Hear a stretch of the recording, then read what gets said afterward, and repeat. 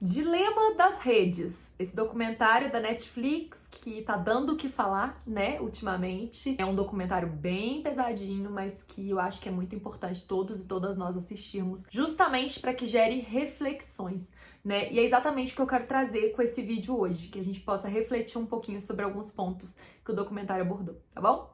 Logo depois da vinheta. Não sei o que foi isso, mas tudo bem.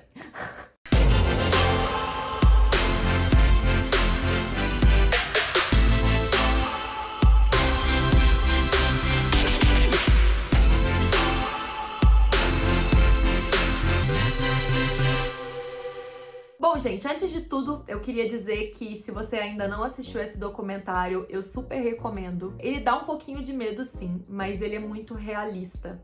Infelizmente, hoje a gente vive uma realidade com as redes sociais que muitos e muitas de nós não temos consciência dessa realidade. E eu acho, assim, que o primeiro passo pra gente tomar cuidado pra que as redes sociais não acarretem coisas ruins pra nossa vida, como ansiedade, excesso de comparação, depressão e várias outras coisas que foram evidenciadas pelo documentário, é justamente a gente trazer essa reflexão sobre tudo que representa as redes sociais hoje na nossa vida e refletir mesmo até que ponto a gente vai deixar que essas coisas continuem acontecendo e entender que, apesar de sermos usuários das redes, nós temos responsabilidade também pelas nossas escolhas, nós temos a opção de escolher.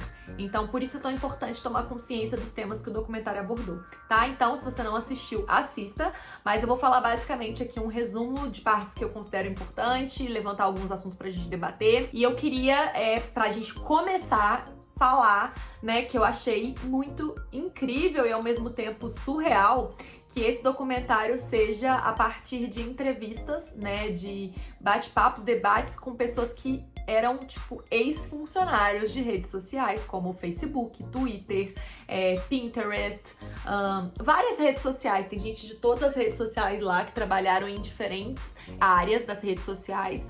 E agora eles não trabalham mais e eles se viram muito preocupados com o rumo que as redes sociais estão tomando e tudo que está gerando nas pessoas, até porque eles, como pessoas que trabalhavam, né, internamente nessas empresas, eles percebiam tudo isso, né? Percebiam tudo que as atitudes que muitas vezes eles estavam tomando geravam na gente. E eu achei isso bem surreal, assim, porque você vê que o negócio às vezes é pior do que a gente imaginava. E o documentário aborda várias questões, assim, desde nós não sermos clientes das redes sociais, até porque a gente não coloca dinheiro, a gente na verdade tá ali para consumir conteúdo dos reais clientes, que são empresas que estão por trás e tudo mais, ou seja, que o nosso poder nas redes sociais é muito pequeno, até a questão das fake news, que são muito disseminadas por conta das redes sociais, a questão da polarização, da comparação, da pressão estética, enfim, são muitos e muitos debates e eu acho que todos eles são muito importantes. Mas aqui, na verdade, nesse vídeo, eu queria que a gente conversasse mais a respeito de qual é a situação, o que a gente pode fazer diante dela e o que eu acho que é importante, assim, da gente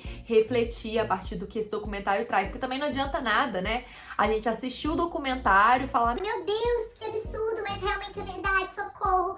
O que as redes sociais estão fazendo com a nossa vida? E a gente não pensar em formas, né, de tipo, dar uma certa controlada nisso tudo, sabe? Então, assim, o próprio documentário, ele propõe algumas medidas que as pessoas, né, que são entrevistadas pelo documentário, propõem algumas medidas que eles acreditam que deveriam existir. Por exemplo, eu achei muito boa essa parte, inclusive, que um cara, ele fala assim: se essas grandes empresas como Facebook, né, Instagram e tudo mais, eles tivessem que pagar uma quantia em imposto para ter o armazenamento de dados, será que eles realmente armazenariam os dados de todos nós, todos os dados, como eles fazem hoje, né? E ficou essa questão aí na minha cabeça, que é muito real. Também é muito discutida essa questão da proteção dos dados, né, que eu acho que já é algo que a gente tem falado muito ultimamente.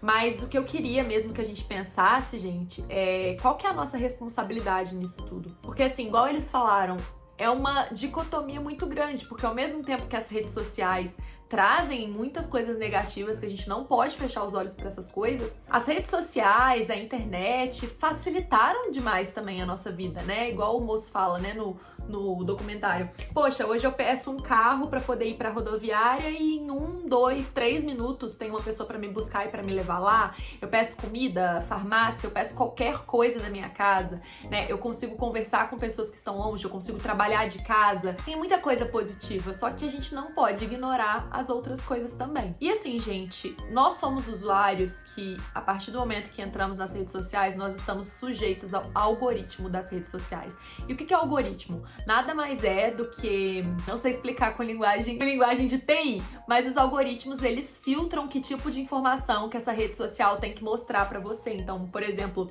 por que às vezes aparece conteúdo de uma pessoa no seu Instagram todos os dias e de outra que às vezes você gostaria mais de ver não aparece? Isso é função do algoritmo. E assim, o YouTube, por exemplo, ele fala que ele é bem transparente quanto ao algoritmo dele. Ele deixa muito claro o que faz você crescer no YouTube, o que faz, né, aparecer um vídeo pra você como recomendado. Eles dizem que deixa muito claro. Já o Instagram, a gente não tem isso muito claro. São suposições que são feitas pelas pessoas que estudam o Instagram a respeito de como que isso é mostrado. Só que assim, eu não sei se vocês já perceberam, né? O armazenamento de dados que essas empresas têm da gente, Facebook, Instagram e todas as redes sociais é tão grande, unindo-se ao Google também, que tudo que a gente busca na internet e às vezes até o que a gente fala perto do celular fica aparecendo anúncio pra gente pro resto da vida, né? É muito bizarro isso, assim, eu também tô fazendo pós-influência digital, né?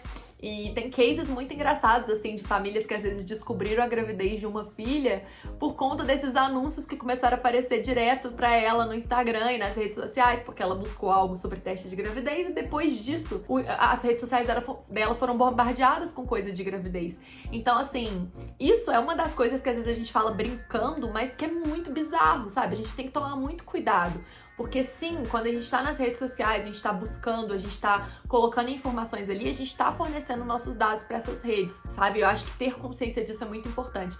A outra coisa que o documentário aborda e que eu acho muito, muito, muito importante de falar é sobre a questão de que por meio desse algoritmo que eu tava comentando com vocês, a gente vai acessando um tipo de conteúdo e vai aparecendo mais conteúdo relacionado a esse pra gente. Mais conteúdo, mais conteúdo, mais conteúdo. Quando a gente vê, a gente vive numa bolha. Porque como a gente só acessa determinado tipo de conteúdo, o Instagram e o YouTube, o Facebook passa a mostrar esse tipo de conteúdo pra gente e a gente se fecha numa bolha, né? A gente não sabe o que mais tá acontecendo, porque é isso que aparece no nosso feed, é isso que aparece no nosso timeline. E aí entra muito uma responsabilidade nossa de furar essa bolha, sabe? Então, poxa, só tá aparecendo coisa de fitness na minha timeline, isso tá me prejudicando porque eu não aguento mais ver as pessoas falando de comida, de exercício e de ficar exibindo seus corpos por aí, então vamos furar essa bolha.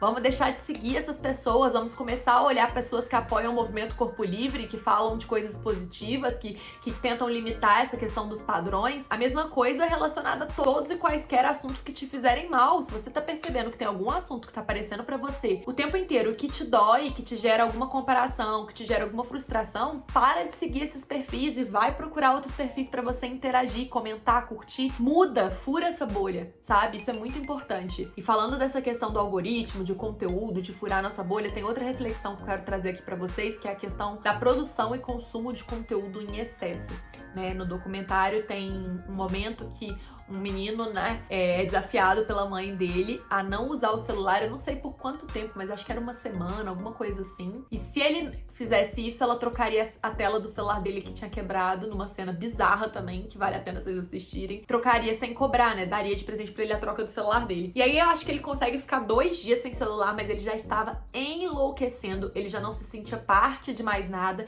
E aí ele pega o celular e passa a madrugada inteira consumindo conteúdo. E essa reflexão também acho muito importante. Um assunto que a gente tem falado muito hoje em dia é sobre a produção e o consumo excessivo de conteúdo. Tem até uma linha agora que muitos influenciadores têm adotado, que é a linha do slow content, que é justamente você produzir de uma forma mais devagar, gastar mais energia e criatividade para produzir um conteúdo de qualidade, mas em menor frequência, sabe? Porque essa cobrança de você estar o tempo inteiro tendo que produzir quando você é creator, né, para postar, mas ao mesmo tempo você como consumidor ter que estar o tempo inteiro ali olhando para não perder nada, porque você sente que se você ficar um dia sem celular, você vai perder muita coisa. Isso faz muito mal para nossa saúde mental, muito mal. E aí, essa é uma questão que eu também acho que é importante a gente ressaltar aqui, sabe? Será que não tá na hora da gente começar a repensar se não é melhor a gente investir nessa questão do slow content? Da gente escolher momentos do nosso dia para consumir ou para produzir conteúdo para as redes sociais,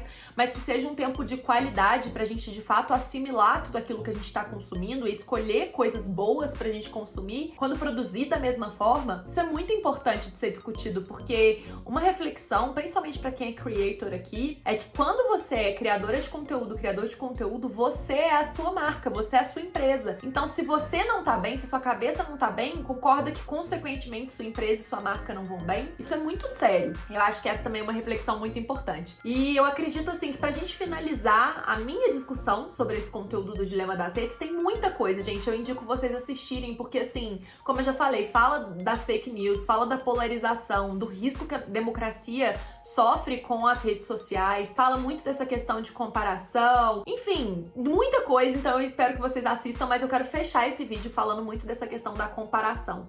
Eu também acho muito preocupante, eu acho que a gente precisa entender a diferença de comparação e inspiração, até pra gente não surtar, sabe? Quando você se compara com alguém, quando você se compara com a realidade de outras pessoas que você segue, acompanha em rede social, o que você tá fazendo? Você tá olhando pra outra pessoa, você tá vendo tudo que a pessoa tem e que você não tem, e você tá se comparando. Então você fica: meu Deus, eu queria ter isso igual fulana, eu queria fazer isso igual ciclana, eu queria ter esse corpo, eu queria ter esse trabalho, eu queria ter a oportunidade de viajar quando ela viaja.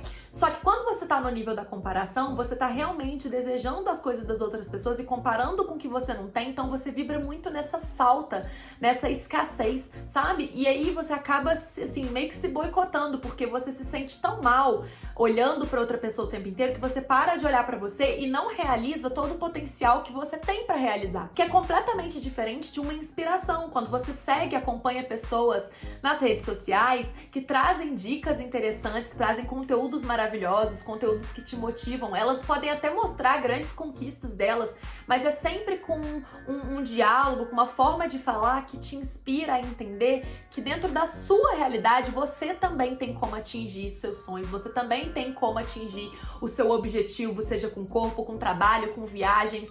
Então a inspiração, ela vem muito nesse quesito de você olhar pra alguém que você admira e você conseguir entender que aquela pessoa teve um trabalho muito duro pra chegar ali e o que você pode fazer pra você chegar no lugar que essa pessoa chegou ou chegar no melhor que você puder chegar. Só que o que acontece é que hoje em dia nas redes sociais o que mais tem é comparação e não inspiração. Afinal de contas, a gente vive o tempo inteiro com uma necessidade gigante de aprovação. Então, assim, a gente posta uma foto, tem uma cena muito forte do documentário também, que é uma menininha.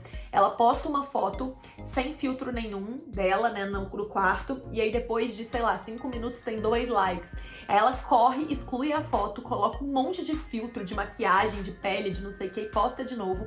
E aí começa a vir um monte de comentário positivo e tal, ela fica toda feliz. E aí vem uma pessoa e comenta da orelha dela, falando que é uma orelha grande. E aí, na mesma hora, ela já fica mal, pra baixo, tudo mais. Então essa é outra reflexão, sabe? Você tá comparando sua vida com vidas perfeitas e quando, depois de 20 comentários positivos de algo que você criou pra aparecer nas redes sociais, ainda vem um negativo, você se detona. Por quê? Porque a sua necessidade de aprovação é tão grande. Só de você colocar todos os filtros, essas coisas pra conseguir se postar, já é uma necessidade muito grande de mostrar algo muito incrível, porque você não se sente incrível sem aquilo. E aí, além disso, se vem uma crítica, isso já te destrói.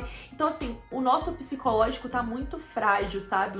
A nossa autoestima tá muito frágil. A gente tá permitindo que as redes sociais acabem com a nossa autoestima e deixem a gente cada vez mais vulnerável, sabe? Isso não pode acontecer. Então, até por isso eu lancei, né, o projeto Sem Filtro Todo Dia. Tem um canal no Telegram que a gente tá falando muito sobre autoestima, amor próprio, autoconhecimento. Vou até deixar o link aqui, caso vocês queiram entrar, porque é um conteúdo muito legal. Também tenho estimulado que pelo menos uma vez por dia as pessoas façam stories, apareçam no Instagram sem filtro, porque não é que não dá pra usar, não é que não dá pra postar, mas é porque a maioria das pessoas só consegue postar agora com filtro, com edição. E, gente, isso não é saudável, sabe? Isso tá acabando com a saúde mental de todo mundo. E, assim, por mais, né, que seja muito parte do que as redes sociais colocam pra gente, essa questão de like que acaba gerando tudo isso, questão de comentário, a disponibilidade dos filtros, mas é muito a nossa responsabilidade também trazer isso pra reflexão, sabe? E se tiver te causando mal a ponto de você ter crise de ansiedade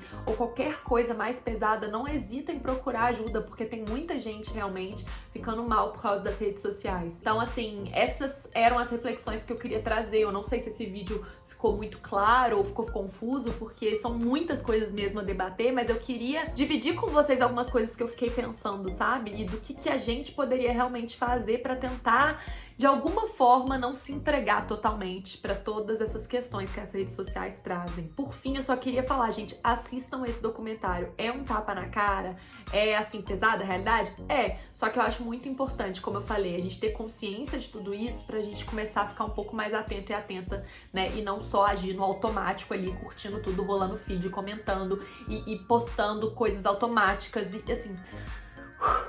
desacelerar um pouquinho, né? Slow content. Essa é uma linha que, assim, eu tenho lido cada vez mais a respeito dela e pra mim faz muito sentido, sabe? Que a gente comece a adaptar também o nosso conteúdo a uma forma mais tranquila, mais leve e respeitando a nossa saúde mental. Espero que vocês tenham gostado desse vídeo. Vou pedir pra vocês se inscreverem aqui no canal, pra vocês me ajudarem, me darem aquela forcinha. Tô quase chegando aos 10 mil inscritos e é isso. Um grande beijo e até o próximo!